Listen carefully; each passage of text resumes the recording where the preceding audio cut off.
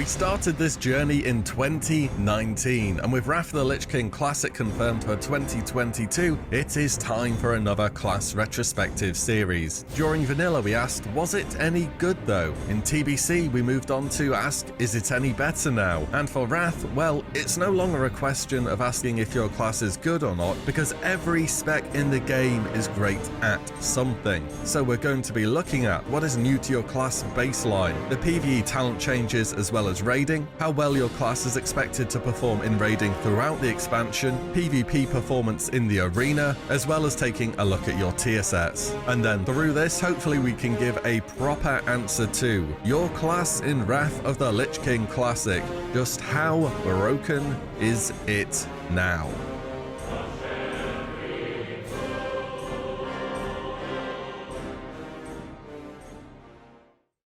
Hunters are a class that's had an interesting journey so far throughout Classic, from being a strong starter back in Vanilla as Marksman, then to one of the most consistently powerful single target classes in the game throughout TBC as Beast Mastery. For Wrath of the Lich King, you already know things are about to change massively. I feel as though it's another expansion trying to smooth out the Hunter and just, well, make them a little less clunky. They've always been a class that's had these extra bits to consider, from ammo to having enough pet food, attack range, swing timers, the list goes on. Though we have so much to cover, so we better make a start on the Hunter in Wrath of the Lich King. I want to start with the overarching changes which will affect your general gameplay. First things first, you can get rid of your swing timer. Your auto attack swings and any casted abilities such as Steady Shot are now tracked separately, meaning you cannot clip your autos anymore. In fact, if you actively try to clip your autos, they will still fire off during a Steady Shot cast, meaning less time looking at your swing bar, more time focusing on your rotation. And there is a rotation too, other than just pressing Steady Shot. You still do need to carry around ammo as a Hunter, however now they stack up to 1000 instead of 200. Also, the attack speed from your quiver or ammo pouch has just now been added baseline onto your auto attacks, so they're more just flavor items where you can store loads of ammo. Oh, and yes, there's still a minimum range where you'll swap between melee and ranged attacks, and you still do use mana. Next up, pets. Pretty much everything gets changed here. The pet loyalty stat has gone. In the past, this affected various things such as how fast pet happiness was gained and whether or not your pet would run away, among other things. This means pets can't run away anymore in Wrath. The pet training point system is also completely gone. These points were gained from leveling up pets and were then spent to give your pet abilities that you as the Hunter learned from your beast training spellbook. In Wrath, instead, your pet will now have a talent tree similar to the Hunter.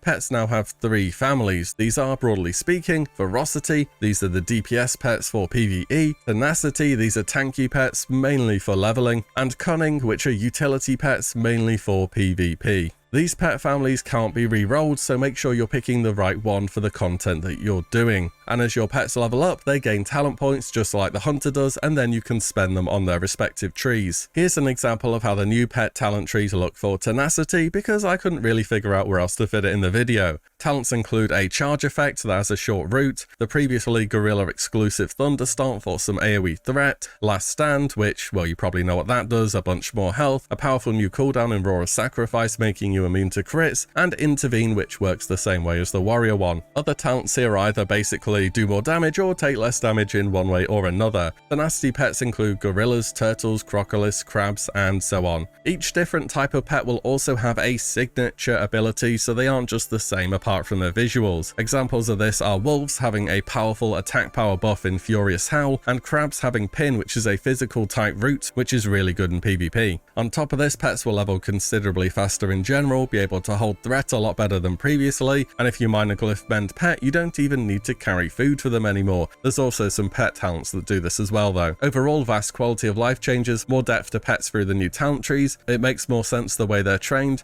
and just big improvements on the previous system. Let's delve into each spec and see what's new baseline then. Beast Mastery first. Kill command has been reworked from a proc after a crit into a 1-minute cooldown that makes your pet's next few abilities do a bit more damage. Aspect of the Viper now reduces damage caused by 50% but restores mana way faster now. Aspect of the Beast for some reason gives you 10% melee attack power to you and your pet, if you ever fancy being a melee hunter that is. New to Beast Mastery is Master's Call. Hey, it's Hand of Freedom, but undispellable. That's pretty good. A solid bit of utility added for the hunter in all areas of content here. Get a tank out of a route, be able to kite in PvP, just a really versatile new spell. Call Stable Pet does what it says on the tin, call a pet from the stable on a 5-minute cooldown, good for pet swapping when it's needed. Last major change for Beast Mastery is a new aspect of the Dragon Hawk. It's just aspect to the hawk and aspect to the monkey combined into one. Still, it's a lot of stats for free. Marksman next then. First up, Arcane Shot doesn't dispel a magic effect anymore. This has been moved to Trank Shot. Hunter's Mark now starts at maximum power instead of having to be built up via ranged attacks.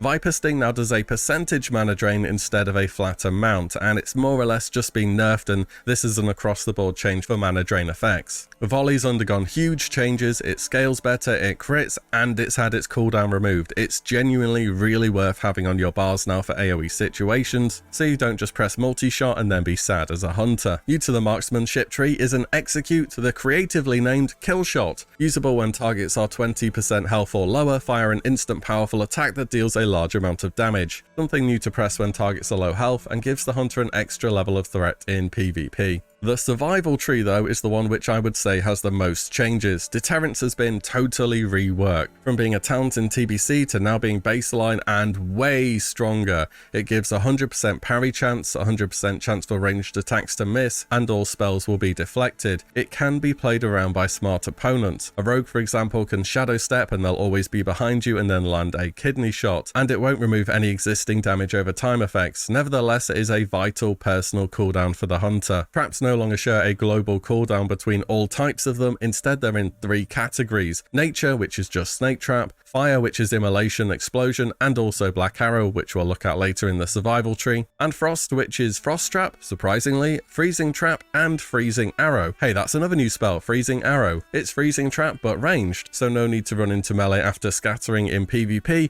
and you can reliably CC in PvE content. Nice change. Misdirections had its cooldown lowered to 30 seconds and now redirects all threat for 4 seconds. Honestly, a big buff to one of the best spells in your entire kit as a hunter. Mongoose Bite no longer requires you to dodge in order to proc it, a minor one, but I thought I'd mention it. And finally, probably my favourite World of Warcraft ability of all time comes to life in Wrath of the Lich King: Disengage. Well, I say this because this spell has been part of the hunter's toolkit since Classic, where it used to be a melee range threat reduction, which was, you know, completely useless. Now, in addition to that, it launches the hunter backwards, allowing you to reposition, close gaps, and just do all kinds of things. It does require you to be in combat in Wrath though, which is the only downside. So that's all the baseline changes done. Time to check out the talent trees. Let's start off with what you should expect to be playing as a hunter early on into the expansion: Survival. The biggest change here is Survival goes from being a bring one of them utility spec in TBC to now they are great in their own rights in Wrath. The biggest reason for this is the Exposed Weakness talent goes from applying a debuff on your target, increasing the entire raid's damage against it, to a buff on you instead. At the top of the talent tree, the tracking talents have been combined into one, so make sure you're tracking the correct type of enemy in both PvP and PvE. If you're a bit of an insane gamer, you could swap tracking when tabbing between different targets if they are different types. This would work as all tracking abilities are on their own separate cooldown from everything else, so there's a bit of min-max to be done there.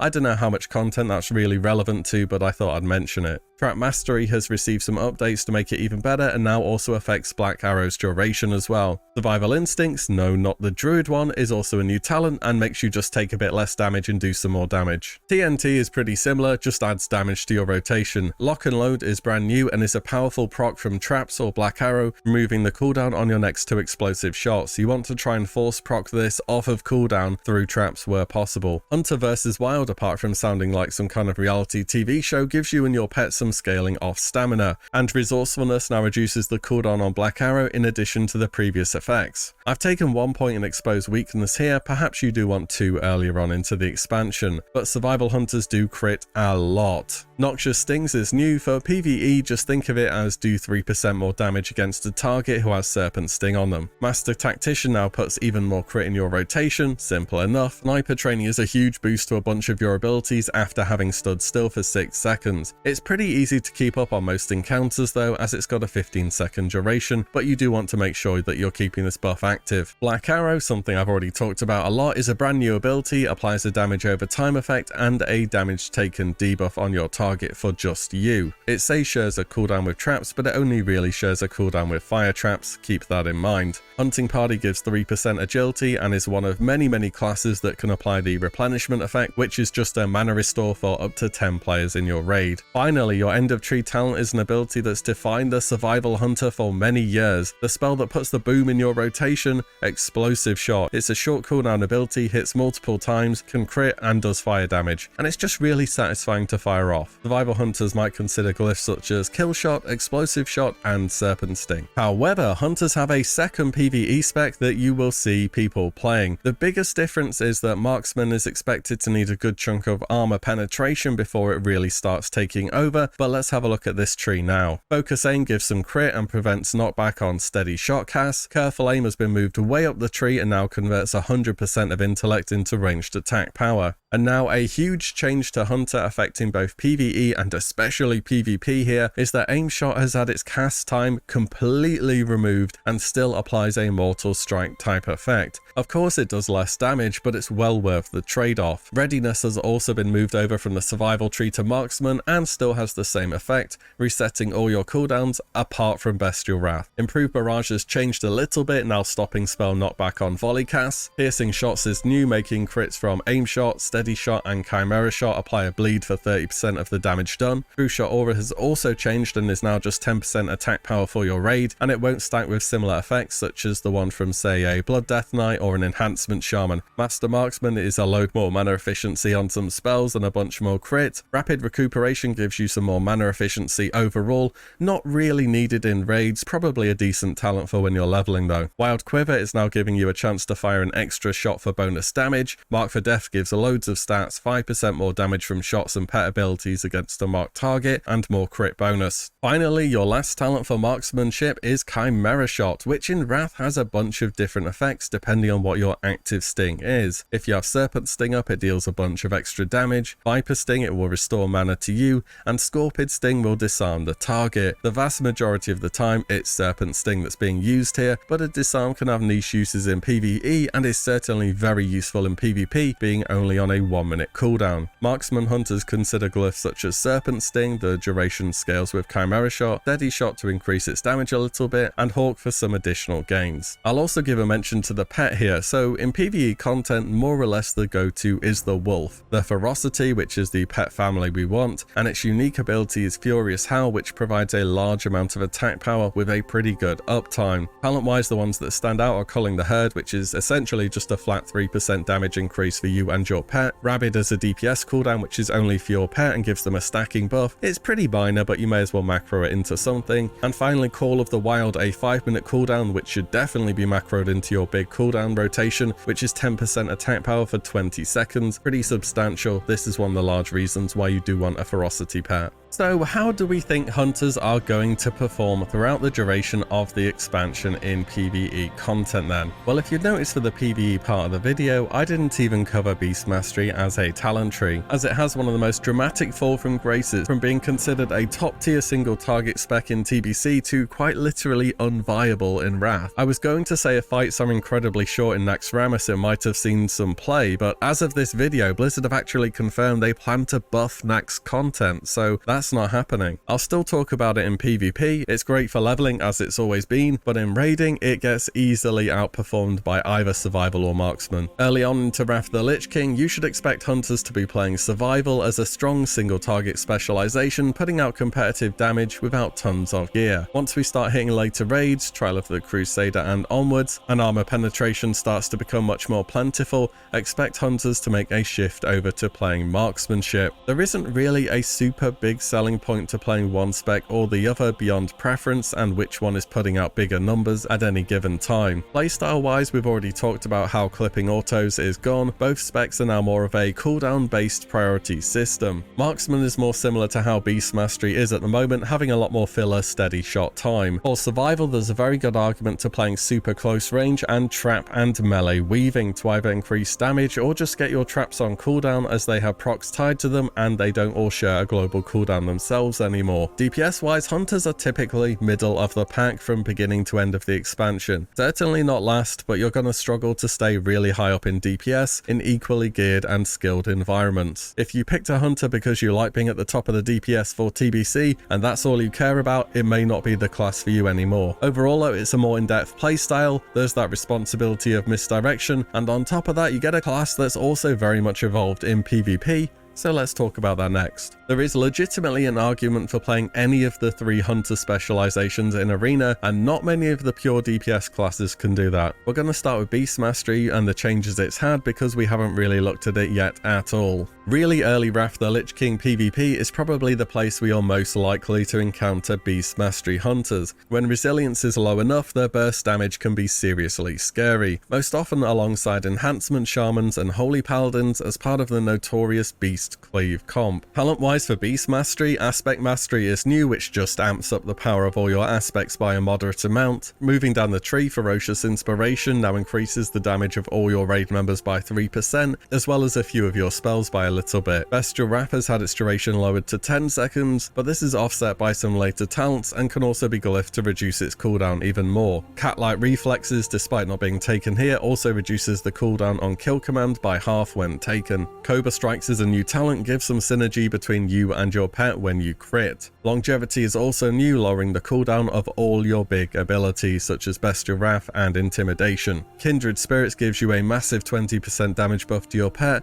and adds some movement speed as well for you and your active pet. And finally at the bottom of the tree is the namesake of this entire tree, Beast Mastery. This gives you 4 extra talent points for your pet and gives you the skill to tame exotic beasts. These are certain pets across Azeroth that have special and more powerful abilities, such as the Devilsaur, Corehound, Chimeras, Rhinos, or the new and unique to Northrend, Spirit Beasts. PvP wise, it's all about applying that Mortal Strike effect with aim shot and trying to burst people out with Bestial Wrath up whilst you're immune to everything. After that, it rapidly becomes a weaker version of either Survival or Marksman. But most of the time, you won't be seeing Beast Mastery in Arena. In fact, you'd probably be happy to see Beast Mastery compared to the much more common spec, Marksman. A quick look at the talents then. Again, it's pretty similar to PvE. Main differences are over in Survival, Entrapment changes to be a guaranteed route for 4 seconds. We always want Scattershot as a hunter, and Survival Tactics reduces the cooldown on disengage by a little. Where the hunter comes together in PvP for Wrath is having an unreal huge toolkit of utility and damage. Scattershot, Freezing Trap, Silencing Shot, a disarm through Chimera Shot,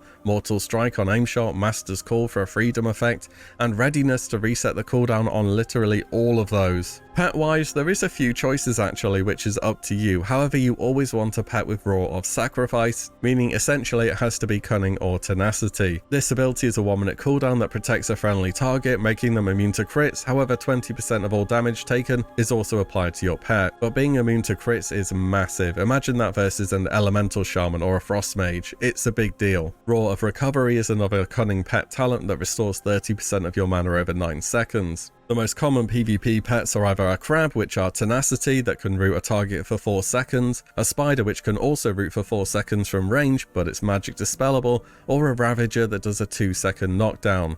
Glyph-wise for PvP, hunters can opt into Serpent Sting for damage, Aim Shot to lower its cooldown for a better uptime, and Disengage to get out of bad positions. Overall, hunters are a flexible pick that offer a ton to a wide variety of comps. It certainly still has a pretty high skill cap, just as it did in TBC, but I think it can be really rewarding to get good at. And you don't have to spend every game pressing Viper Sting on cooldown as your win condition. That's pretty cool too, I think. With that said, let's check out a few tier sets then for the hunter. Tier 7, the Crypt Stalker Battle Gear. Looks pretty damn good as per usual with the tier 3 recolors. Set bonus wise though, 5% more pet damage on the 2 set, which is okay. Your pet's not doing a huge amount of damage anyway. The 4 set is 20% more attack speed when Aspect to the Viper is active. Tip, don't go out of mana and you won't have to use Aspect to the Viper. The 4 set here might as well just not exist. Tier 8, the Scourge Stalker Battle Gear from Ulduar also looks great this set, I'm a big fan of it. The 2 set is 10% more damage on Serpent Sting, which is actually okay since it's ignoring wearing armor and it scales up with chimera shot. The 4 set is a 10% proc chance for 600 attack power for 15 seconds, which is nothing to scoff at. That's a pretty sizable proc. Tier 9 is Windrunner's battle gear. The 2 set gives Serpent Sting a chance to crit, which should be a minor DPS gain overall when it comes to damage. The 4 set is like the previous tier, but it doesn't seem quite as good. Your pet really isn't a huge DPS contributor in Wrath the Lich King as a non-BM hunter. Tier 10, the Ankahar Blood Hunter's battle gear from Ice Crown Citadel. I like the appearance of this set. It looks as though you've gone and chopped up a Crypt Lord and then equipped it somehow. The 2 set is pretty insane. 5% is a low proc chance, yes, but 15% damage for you and your pet for 10 seconds. That is a lot if it happens during your cooldowns. The 4 set is so when Serpent Sting or Wyvern Sting do damage, 5% chance for 20% attack power for 10 seconds. It's another pretty low proc chance, but with a huge effect. Overall, I would prefer something more consistent than I got lucky and got 20% attack power and 15% damage, but hey, if it all lines up, that's going to be pretty cool. So now we've had a look at the hunter in PvE, PvP, their glyphs, their tier set, and everything else in between. Can we give an answer to Hunter in Wrath of the Lich King? Just how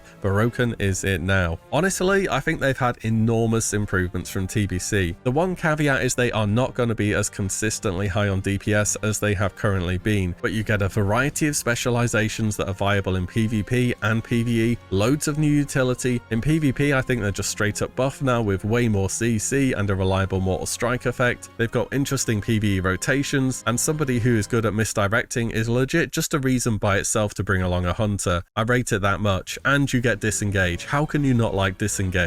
Doing these class videos has had me checking out so much Wrath the Lich King information, and the hunter is the first time I've done a class other than what I already plan to main, a warlock, that's had me thinking I might go ahead and play this one as an ult. That's my thought for this class in the expansion though. Let me know if you're planning on maining it or at least trying out the hunter yourself. As always guys, thank you all so much for watching and listening in, and I shall see you on the next one very soon.